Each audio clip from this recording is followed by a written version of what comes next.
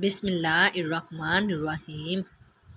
रसूल अल्लाह सल्लल्लाहु अलैहि वसल्लम ने फरमाया, जब अहले जन्नत जन्नत में दाखिल हो जाएंगे तो अल्लाह अज़्ज़ वजल फरमाएगा, क्या तुम्हें किसी और चीज़ की तलब है कि मैं तुम्हें मज़ीद अता करूं?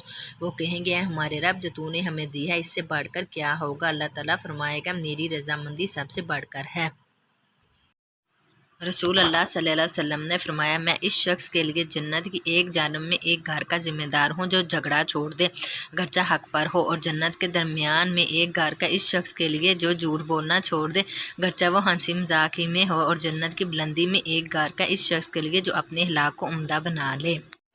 रसूल अल्लाह सल्लल्लाहु अलैहि वसल्लम ने इरशाद फरमाया, छोटे बच्चे जन्नत के पानी के कीड़े हैं, इनमें से कोई अपने माँ बाप को मिलेगा तो वह इसे इसके कपड़े से पकड़ लेगा, जिस तरह मैंने तुम्हारे इस कपड़े के किनारे से पकड़ा हुआ है, फिर इस वक्त तक नहीं हटेगा यहाँ तक कि अल्लाह इसे और इसके वालिद को जन्नत में दाखिल कर देगा।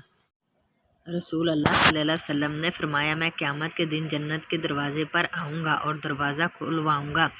जन्नत का दरबान पूछेगा, आप कौन है? मैं जवाब दूँगा, मोहम्मद सल्लल्लाहु अलैहि वसल्लम। वो कहेगा, मुझे आप ही के बारे में हुक्म मिला था कि आपसे पहले किसी के लिए दरवाज़ा ना खोलूँ। सैयदना अबू ज़र रज़ी अल्लाह ताला अन्हा बयान करते हैं कि जब सूरज गुरूब हुआ तो नबी करीम सल्लल्लाहु अलैहि वसल्लम ने इनसे पूछा, तुम्हें मालूम है कि सूरज कहाँ जाता है? मैंने अर्ज़ किया, अल्लाह और इसके रसूल ही को इल्म है।